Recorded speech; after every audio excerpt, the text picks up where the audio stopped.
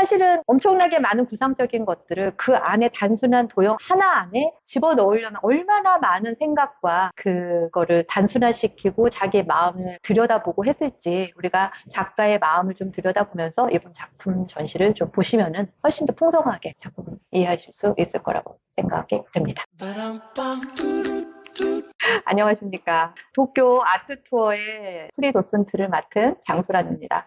저희가 갈 미술관이 한 7개 정도 되는데 사실은 뭐 특별전 있는 데도 있고 상설전 있는 데도 있고 그래서 7개를 저희가 집중적으로 보기는 사실은 쉽지 않은 그런 투어인 것 같습니다. 보통 도슨트 과정에서는 몇 개만 딱 뽑아가지고 한 50분 이내로 딱 이렇게 도는 그런 프로그램인데 오늘은 저희가 뭐 그렇게 할 수 없는 상황이니까 미리 우리가 볼 수 있는 작품들 위주로 그 다음에 그 작가에 관련된 뭐 스토리, 텔링 이 정도 해서 여러분들이 딱 봤을 때 하나하나를 다 설명해 드리진 못하지만 이 작가의 작품 우리가 봤었지 이 그림이 그때 설명한 뭐 그림이지 이런 정도 리마인드 하실 수 있도록 준비를 했습니다. 그리고 또 미술관 자체에 대한 스토리들이 일본에는 굉장히 많더라고요. 그래서 그런 거에 대한 설명들을 위주로 좀 드리겠고 완벽하지 않은 것들은 좀 스킵하고 제가 조금 공부한 것들 위주로 설명을 드리도록 하겠습니다.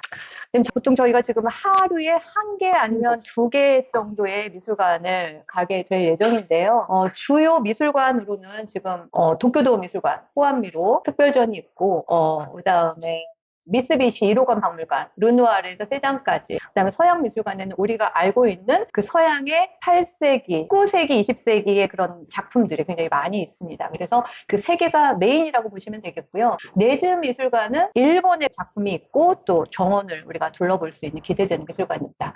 그다음에 오카모토 타로 미술관, 오카모토 타로라는 분은 일본의 어떻게 생각하면 피카소? 뭐 그보다 조금은 피카소보다 더 전유적인 어떤 그런 작가이신데 그분의 동화적인 그런 작품들을 많이 볼 수 있는 미술관이고요. 신미술관은 굉장히 멋진 그런 그 외관을 자랑하고 있는데 상설전은 없습니다. 상설전은 없고 주로 대관을 해서 지금은 그렇게 특별한 전시는 없는 것 같아서 주로 외관에 대한 설명 정도 하시면 될 것 같고 컵라면 박물관은 여러분들이 컵라면에 대한 역사를 볼 수 있기 때문에 이 부분은 제가 이번엔 설명해 드리지 않도록 하겠습니다. 자, 도쿄도 미술관은 딱 홈페이지나 어떤 뭐 블로그라든지 이런 거를 보시면은 지금 요 화면을 보실 수가 있습니다. 여기 우에노 지역에 가시면은 거의 대부분의 미술관, 박물관, 정원들이 다 몰려 있고요. 도쿄도 미술관에 이제 가셔서 저희가 에스컬레이터를 타고 딱 내려가시면 이제 미술관이 이렇게 나오게 되어 있습니다.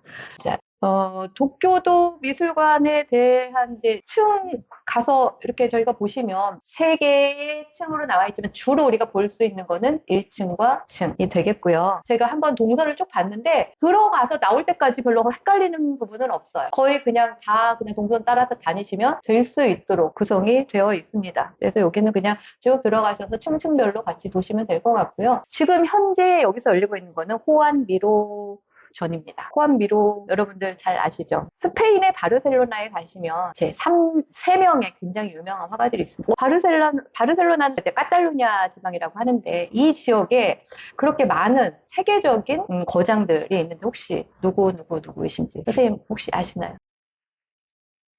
일단 파블로 피카소, 그 다음에 살바도르 달리, 그 다음에 호암미로. 거기에 이제 우리가 또 가장 유명한 어제 건축의 대가 가우디. 가우디. 가우디까지 정말 우리가 세계에서 걸출하다 싶은 현대 작가들이 다 카탈루냐, 그 바르셀로나 지역의 출신입니다. 그래서 이 지역이 도대체 어떠한 어떤 지형적 특성이나 역사적인 특성을 가지고 있길래 이렇게 많은 예술가들이 나오나. 이 지역은 이제 바다를 또 끼고 있고 또 엄청난 태양과 그 다음에 그 지형들이나 색감 이런 것들이 굉장히 그 예술적으로 많은 영감을 받을 수 있는 그런 곳이 아닌가 싶습니다. 호암미로는 아버지와 어머니가 모두 이런 장인 집안 출신이세요. 아버지는 이제 시계 장인, 또 보석 세공을 하시는 그런 분이셨고, 어머니의 집안은 가구 쪽 하시는 그런 집안의 아이로 태어났습니다. 근데 이제 어릴 때부터 뭐 미술에 대한 재능이 좀 있었고, 그래서 어릴 때부터 미술 학원 같은 좀 다녔었나 봐요. 근데 이제 조금 크니까 아버지가 아무래도 미래를 위해서는 화가는 안 되겠다 싶어가지고 경영 쪽에 관련된 학교를 보냈 그랬습니다. 그래서 이력적으로 보면은 경영과 회계 쪽 공부와 그다음에 미술 공부를 같이 하다가 이제 첫 번째 잡으로는 회계사로 이제 조그마한 회사에서 일을 했었나 봐요. 회계사는 아니고 회계 일을 업무를 하는 어떤 사무원 정도로.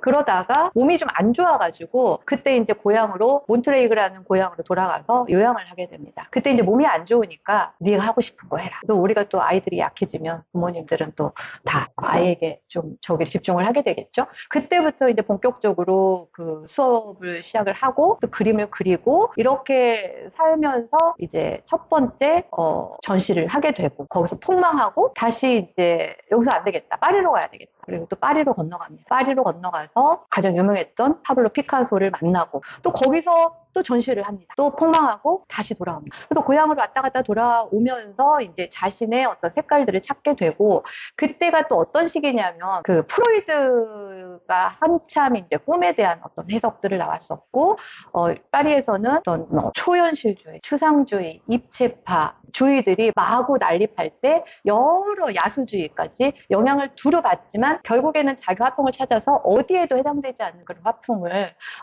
독창적으로 개발한 그런 화가라고 할 수가 있습니다. 우리는 근데 후안미로가 어떠한 저기 사조에 들어가나요? 그랬을 때 초현실주의입니다라는 얘기를 많이 하게 됩니다. 하지만 그 본인은 자기가 초현실주의에 들어간다고 생각을 하지 않았다고 합니다. 그래서 철저하게 이렇게 독립성을 유지하는 것이다라고 생각을 했고 어떤 자기만의 어떤 독특한 그런 예술 세계를 개척을 해 나갔다고 합니다.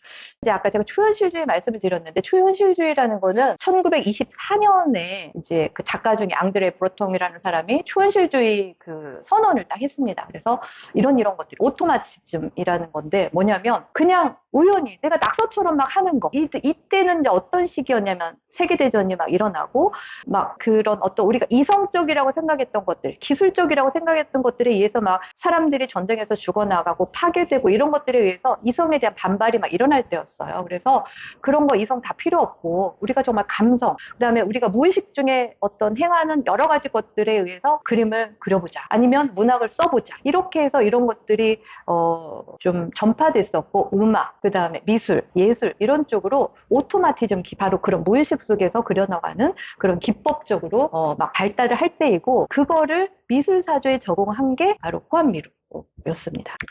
그리고 이제 말년에는 이 모습 그대로, 얼굴이 그대로이지 않나요? 그러면 이 모습에서 조금 더 나이가 많이 드셨을 때, 이거는 이제 미국에서 활동하실 때 모습이십니다. 자, 그래서 전시 개요는, 이거는 이제 미술관에 나와 있는 전시 개요입니다. 그래서 지금 요분은 90세까지 굉장히 장수를 하셨고요. 70년에 걸친 창작 활동을 했습니다. 그리고 이제 가장 유명한 시리즈가 뭐냐면 41년부터 41년 사이에 이제 2차 세계대전 그 즈음에서 그린 별자리 시리즈가 굉장히 유명한데 그 작품 3점이 지금 요 전시에 왔고요. 그 다음에 고향에서 그린 여러 가지 작품들과 그 다음에 맨 마지막에 노년에 맞이한 작품들까지 이쪽에 같이 전시가 된 그런 전시입니다. 전시 구성은 이렇게 되어 있습니다. 좀 나뉘어져 있죠. 아까 70년 동안 작품 생활을 했는데 그 중에서 카탈루냐에서 파리까지의 시기가 있고요. 그 다음에 파리에서 초현실주의에 열광했던 그 시기. 그 다음에 이제 이때 30년부터 46년까지는 그 스페인 내전이 있어서 파리로 도망을 갔는데 파리에서는 또 세계대전이 일어나서 또 스페인으로 도망을 가고 그러면서 숨어 지내면서 있었던 그 시기이고요. 이 시기에는 전쟁을 피해서 이제 스페인의 마요르카에 집을 짓고 거기에서 이제 결혼까지 한 상태였기 때문에 아내와 아이와 같이 살았는데 그때 이웃했던 사람이 우리나라의 안익태 선생이십니다. 그래서 안익태 선생님과 굉장히 친하게 지내셨다고 그래요. 그래서 그 우리나라하고도 좀 연관성이 있는 그런 분이고요. 하지만 이제 세계대전이 막 있으면서 작품들이 막 어떻게 파괴될지 모르고 이래서 아까 말씀드렸듯이 여기에서 그 별자리 시리즈가 아까 성좌 시리즈가 있다고 말씀드렸잖아요. 그 작품들이 그냥 극비리에 미국으로 다 피신을 하게 되고 이 미로도 미국으로 가서 활동을 하게 됩니다. 그래서 이제 미국 미술의 중심지가 된 미국에서 굉장히 많은 평가가 되고 거기에서 지위를 확립하고 90세가 되실 때까지도 거의 대작들을 많이 하셨어요. 그래서 새로운 도전을 만년에도 어마어마하게 큰 작품들을 많이 하셨던 그런 화가입니다. 여기 보시면 이렇게 바르셀로나의 그 풋볼팀 로고를 만드시는 그런 모습이시고요. 요거는 에스파냐 정부에서 지금 관광청에서 사용하고 있는 로고입니다. 그래서 요것도 역시 후안미로의 작품입니다. 요거는 아까 이제 그리고 있었던 FC 풋볼 클럽에서 사용하고 있는 엠블렘이고요. 요거는 이제 유네스코에서 유엔이라든지 유네스코에 가면 후안미로의 작품들이 벽화로도 있고 그 다음에 여러 가지 작품들도 굉장히 많이 기증이 되어 있다고 해요. 구입한 것도 있고 기증된 것들도 있고. 그래서 이런 그 후안미로의 작품들은 우리가 작품으로도 연결되어 있지만 공공 그 미술들도 굉장히 많이 해서 길에 가다 보면 또 그 길바닥에도 굉장히 바르셀로나에 가보면 많이 있고 그 다음에 뭐 벽화라든지 전철에도 많이 들어가 있습니다. 전철에 있는 벽화라든지 그래서 우리가 다양하게 볼 수 있고 우리나라에도 후안미로가 만든 작품이 들어가 있는 게 있습니다. 바로 진라면 커버에 후안미로의 작품이 들어있는데 마지막에 보여드리도록 하겠습니다. 지금 요거는 카탈루냐 지방의 그 몬트로이구의 어떤 풍경 같은 것들을 그렸던 거고요. 1918년이니까 이제 막 그림을 막 그리기 시작을 해가지고 파리로 가기 전에 자기가 열심히 혼자 그림을 그렸던 거고 요때만 해도 미술 공부를 했기 때문에 아마 파리에서 들어왔던 입체파라든지 이런 것들에 대한 야수파의 영향을 좀 받은 것 같습니다. 그래서 색감을 보면 일단은 원근법 벌써 파괴됐고요. 색감에 있어서도 굉장히 화사하게 뭔가 보시면은 각이 져 있죠. 이거는 이미 피카소라는 사람이 굉장히 유명했기 때문에 그런 것들에 대한 영향을 피카소를 만나기 전이지만 이미 받았던 그런 사조인 거를 볼 수가 있습니다. 그리고 보시면은 굉장히 동화 같긴 하지만 굉장히 세밀한 그런 하나하나 달팽이 하나하나까지도 다 그려놓은 그런 작품들입니다. 심플하고 동화적이지만 이런 뭐 산이고 이런 것들까지 다 그려놓은 작품이 바로 이제 까따뉴냐 파리 가기 전까지의 그 다음 작품을 한번 보시도록 하겠습니다. 자, 요 작품하고 어떤 게 더 먼저 그리고 어떤 게 더 후에 그렸을 것 같으세요? 얘하고 얼굴이 어떻습니까? 얘가 더 심플해지고 더 단순해졌습니다. 이거를 보시면 그리고 이제 요 작품들을 보시면 뒤에 뭐가 보이나요? 우리가 가게 될 자포니즘. 그때 당시만 해도 그 인상파들이 굉장히 많이 좋아하잖아요. 그 뭐 자포니즘의 뒤에 모네의 그림도 그렇고 만의 그림도 그렇고 뭐 고흐의 그림도 그렇고 뒤에 보면은 이런 오키유에라든지 여러 가지 그 일본적인 것들 자포니즘 항상 유행했던 건데 요 그림에서도 리카르트 친구의 초상을 그렸을 때 이 뒤에 이런 일본 작품이 있는 게 보이고요. 이 작품은 지금 이제 후안미로의 자화상인데 이 작품은 어떻게 해서 딜러를 통해서 피카소를 만나기도 전에 피카소에게 전달이 됐다고 합니다. 그래서 피카소를 만났을 때 이미 이 작품은 그 피카소가 가지고 있었다고 해요. 이렇게 하면서 바르셀로나에서 개인전을 하게 됩니다. 하지만 개인전에 아까 말씀드렸던 것처럼 한 작품도 팔리지 않고 그래서 안 되겠다. 나는 바르셀로나가 아니라 모든 미술의 지금 중심지인 파리로 가야 되겠다. 그리고 파리로 가게 됩니다. 파리로 가게 되면서 이제 피카소를 만나게 되고 거기에서 많은 이제 화가들과 교류를 하게 되는데요. 그때 또 받아들인 게 초현실주의, 그다음에 칸딘스키의 영향을 굉장히 많이 받았습니다. 그러면서 자신의 어떤 무의식에 대해서 좀 빠지게 되고 그림에 많은 변화가 생기게 됩니다. 요거는 1928년에 그린 그림인데요. 아까 앞에서 보여줬던 그림과 10년 정도 차이가 있는데 형태를 좀 알아보실 수 있으신가요? 이 안에 있는 뭔가 형태를 좀 알아볼 수 있는 게 있으면 좀 말씀해 보세요. 뭐가 있을까요? 보이는 거? 추상화는 저희가 전혀 형태를 알아볼 수가 없지만 초현실주의는 그거를 단순화시켰지만 우리가 형태를 알아볼 수가 있고 또 뭔가 메시지를 전달하려고 하는 것들이 있어요. 추상주의와 그다음에 초현실주의는 조금 차이가 있는데 요거를 보면은 자, 요거 뭘로 보이시나요?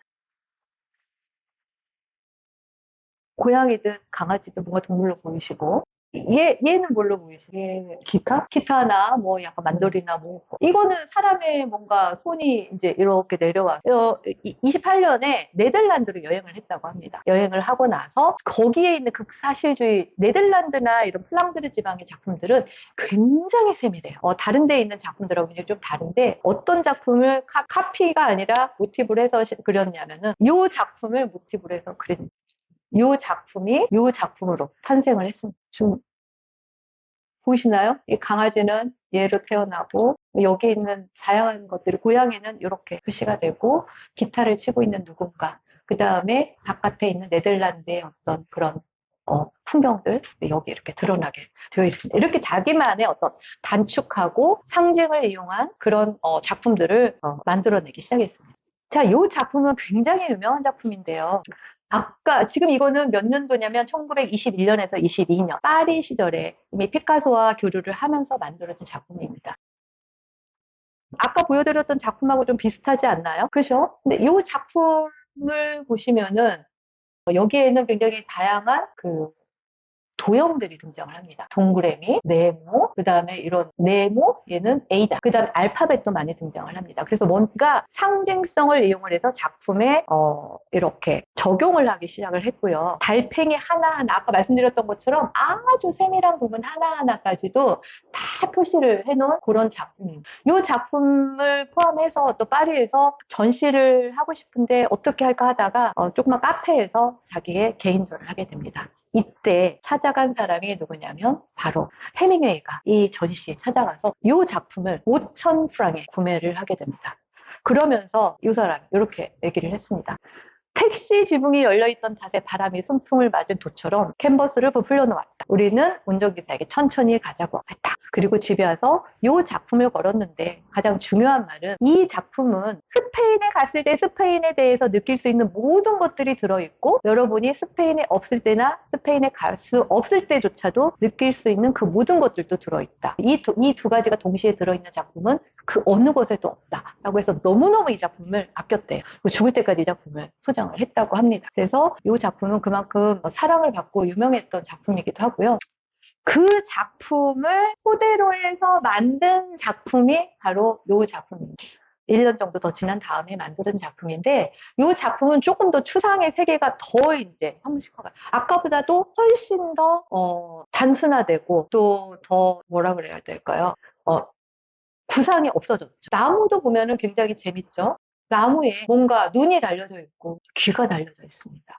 이러한 강아지의 모습도 굉장히 독특한 모습들을 하고 있고 이런 결들이라든지 닭의 모습이라든지 그래서 이때부터 점점 추상화로의 전환이 시작됩니다. 그리고 여기는 이제 카탈루니아 국기와 함께 그 스페인의 국기까지 같이 걸려져 있고 그 카탈루니아는 계속해서 지금도 독립을 하고 싶어 하거든요. 스페인으로부터. 그리고 예전부터 굉장히 많이 핍박을 받고 같은 스페인이긴 하지만 항상 촌스럽다. 니네는 좀 시골인 것처럼 하고 항상 뭔가 공무원을 등용을 하거나 뭔가를 할 때도 차별을 굉장히 많이 받고 있는 지금도 그런 지역이라고 해요. 그래서 지금도 독립을 꿈꾸고 있지만 이때도 이렇게 그려놓은 것들이 그런 독립에 대한 어떤 열망 이런 것들이 은연중에 들어가 있는 작품이라고 합니다.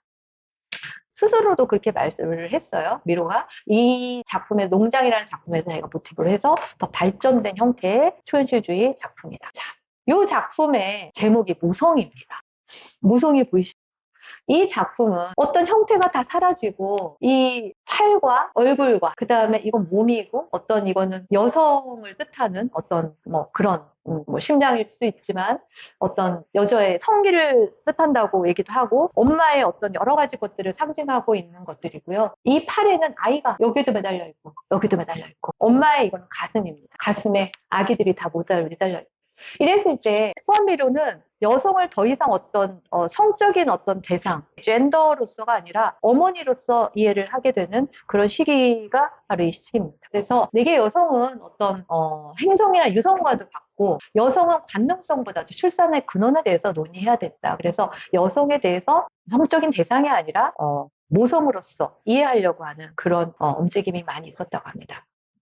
이 작품은 모마에 다 걸려져 있습니다. 그래서 가서 보면은 한참을 보게 돼요. 세계의 탄생이라고 되어 있습니다. 여기에서 여러분들 세계의 탄생이 보이시나요? 자, 어떻습니까? 이거는 이제 25년, 1년이 더 지났습니다. 더 간결해졌죠. 더 간결해졌고 이 안에서 이제 우리가 여기서부터 이제 해석을 하는 거는 우리의 상상력을 굉장히 발휘해야 되고 현대미술 이전에는 우리가 작품이라고 하는 건 딱 보면 알 수 있도록 뭔가를 재현해 놨거든요. 하지만 현대미술로 들어서면서부터는 재현이라는 건 의미가 없다. 그건 사진이 하면 되는 거고 우리에게 좋은 그림이라는 거는 작품이라는 거는 우리로 하여금 상상하게 하고 우리가 가진 의식을 깨게 하고 꿈꾸게 하는 거 그 다음에 뭔가 우리의 의식을 깨주는 거 이런 것들이 좋은 작품으로 지금 평가를 되고 있기 때문에 이 작품을 보면서 또 다양하게 해석을 할 수가 있죠. 정답은 없습니다. 이민영 박사님 이걸 보시고 세상의 탄생이 보시면 누군가는 요거는 여성이라고 말을 하기도 하고, 요거는 또 어떻습니까? 태양인 것 같기도 하고, 또 어떤 사람은 좀 다양하게 해석을 하고 있는데, 요 작품은 이제 초현실주의 와, 뭐 이런 것들을 같이 했던 파울 클레라는 작가가 있어요. 칸딘스키와 같이 이렇게 막 활동했던 그분의 품에서 굉장히 영향을 많이 받은 작품이라고 해요. 그리고 뭔가 뭐 이렇게 뽀글뽀글 여기 보시면 지금 잘 보이시지 않지만 이렇게 선이 이렇게 있거든요. 누군가는 이게 뭐 정자의 뭐 이렇게 꼬리이다. 그리고 이거는 여성이다. 그리고 이게 뭔가 탄생이 돼서 이게 뭔가 결합이 돼서 뭐 이거는 뭐 아이일 수도 있고 뭔가가 결합이 되어서 뭔가 탄생하는 그런 것들을 그린 것이다라고 다양하게 해석이 가능하지만 정답은 없는. 하지만 이거를 가지고 스토리를 사람들과 같이 나눌 수 있는 그런 작품이고 굉장히 유명한 작품입니다. 작가가 이제 제목은 유효한 거죠. 네, 그렇죠. 세계의 탄생. 가장 유명한 작품 중에 한 작품이 이 작품입니다. 자, 이 작품은 이게 지금 24년에서 25년 파리에 지금 스페인의 작가가 파리에서 생활했을 때는 어떻게 생활을 했을까요? 풍족하게 생활을 했을까요? 아니면 정말 몽마르트에서 가난하게 생활을 했을까요? 몽마르트에서 이제 많은 작가들이 활동을 했지만, 거기에서도 조금, 거기는 너무 불편하고, 너무 춥고, 이래서 이제 많은 작가들이 몽파르나스에서도 활동을 했다. 거기는 이제 신도시기도 하고, 조금 더 예술가들한테는 싸게 이렇게 렌트도 해주기도 하고, 그래서 몽파르나스에서 살았다고 합니다. 그런데 너무 가난해서, 너무 배가 고파가지고, 정말 요 작품을 그렸을 때 사람들은 정말 뭔가 뜻이 굉장히 많이 있을 줄 알았지만, 요 작품은, 미로가 너무 굶어가지고 막 정신이 오락가락 할 때, 초현실주의가 그거잖아요. 정신이 이성이 싹 없을 때 그리는 작품인데 너무 그 배고픔에 못 이겨서 자기가 거의 환영을 보고 있을 때 그린 작품이라고 합니다. 그 상태를 만들기 위해서 달리는 손가락에 이렇게 숟가락을 항상 쥐고 낮잠도 자고 잠도 잤다고. 그래서 숟가락이 툭 떨어지면 깨잖아요. 얼른 그러면 이렇게 그림을 그렸다고 해요. 근데 이제 이거는 그렇게 할 필요도 없이 너무 배고픔에 환영에 차서 그린 그림이 바로 이 작품에서 보시면 제목이 할리퀸의 카니발이에요. 할리퀸이라는 건 이태리에 나오는 굉장히 우스꽝스러운 약간 이렇게 삐에로 같은 옷을 입고 있는 할리퀸이라는 그런 캐릭터가 있는데, 보시면 수염이 자라있고 담배를 불고 있는데 막 연기가 지나가고, 그 다음에 몸은 이제 뭐 이렇게 있고, 여기에서 뭐 파리들은 이제 막 징징 벌인지 팔인지 여기서 막 징징거리고, 여기에는 뭔가 눈이 있고, 여기는 뭐 우리가 알 수 없는 뭔지 모르는 다양한 어떤 동물들이 보이고, 여기에 또 하나의 이제 할리퀸이 여기 보시면은 여기에 이렇게 앉아서 기타를 들고 있고, 그 다음에 바깥에 그나마 또 창문 안에 밖에는 에펠탑처럼 보이는 이런 것들이 있고, 굉장히 뭔가 알 수 없지만 또 알 수 있을 것도 같은 이런 독특한 그 미로만의 기법이 보이고, 또 이 위장에는 구멍이 뻥 뚫려 있습니다. 너무 배가 고픈 아무것도 먹지 못하는 자기 위장을 그린 거라고요. 그래서 자기가 이 환영 상태에 그린 요거를 보고 자기가 너무 배고파서 그린 그림이라고, 이렇게 안에를 보시면은 이렇게 너무나 좀 불쌍한 그런 얼굴들을 보실 수가 있습니다. 그러면서 이렇게 말을 하죠. 나는 하루에 말린 무화과 몇 개만 먹고 살았다. 어릿광대의 사육제는 배고픔으로 인해 생긴 환상을 표현한 것이다. 그러니까 그 당시에 화가들이 얼마나 열악한 상황에서 90세까지 물론 영광을 누렸지만 초창기에는 이렇게 초창기 시작할 때는 배고픔이 있다. 그런 것들을 보여줄 수가 있습니다. 그래서 나는 초현실주의를 좋아한다. 왜냐하면 초현실주의자들은 퇴화를 목적으로 간주하지 않기 때문이다. 그래서 굉장히 자유롭고 그런 영혼들을 그림의 작품 속에 이렇게 보여줬던 그런 작가입니다. 근데 전쟁이 막 발발하면서 별자리 시리즈가 굉장히 많이 있는데, 이 별자리 시리즈는 지금 이제 한 20점 정도의 별자리 시리즈가 있는데, 이 작품 중에 지금 3점이 이 전시에 나와 있습니다. 이때 주로 많이 그려져 있던 것들은 이 안에 달팽이, 아까 농장에서 봤던 그거는 자기 어린 시절에 그 카탈루냐 지방에서 몬트로이크에서 자기가 봤던 그런 어떤 자연과 그런 것들이 굉장히 많이 작품에 투영이 되어 있고요. 여자, 그 다음에 꽃, 별들이 거의 이 작품들 속에 많이 나와 있습니다. 보시면 이거는 People at Night이라는 그런 작품이고요. 이 작품 이름이 다른 거일 텐데 보시면은 막 새도 있고 보이시고 여자도 찾아보시면 보이시는데 한참 찾으셔야 될 거예요. 그래서 대부분 이때 그려진 것들은 달도 보이시고 하늘과 별과 그다음에 꽃과 그다음에 새와 그다음에 달팽이와 여자들을 주로 그려놓은 작품들이 지금 이렇게 나와 있습니다.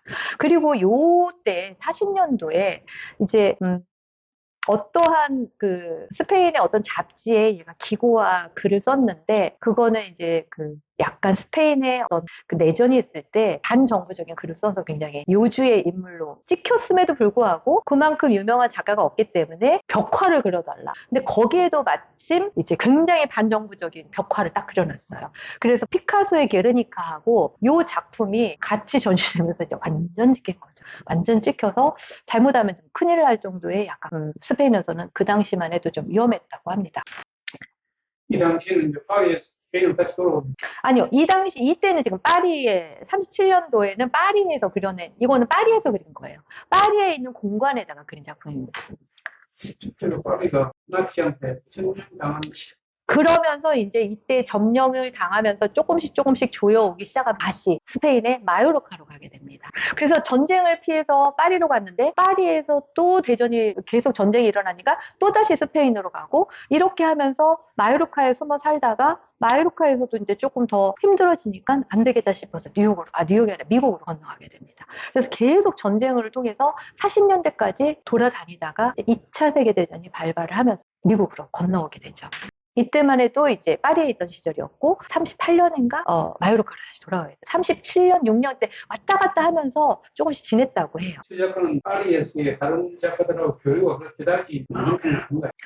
파리에서 작가들하고 교류를 했죠. 이 사람은 이제 표현실주의자들하고 많이 했고 또 러시아에서 왔던 작가들, 그러니까 완전 파리지인보다는 다른 외국에서 왔던, 그러니까 러시아와 스페인에서 왔던 작가들하고 주로 교류를 했고 그들이 주로 머물렀던 곳이 몽파르나스입니다. 그래서 주로 이제 러시아도 막 그때 여러 가지 격동의 시절이 있었기 때문에 그들이 독일을 거쳐서 파리로 많이 몰려들었거든요. 그와 마찬가지로 스페인도 내전 때문에 파리로 몰려들었고 그래서 러시아에 온 사람, 그 다음에 스페인에서 온 사람들이 주로 몽파르나스에 많이 거주를 했다고 그래요. 그래서 그때 많이 교류를 했던 게 칸딘스키, 파울 클레 이런 사람들하고 그 다음에 피카소, 살바도르 달리 이런 사람들하고 많이 교류를 하면서 지냈다고 합니다.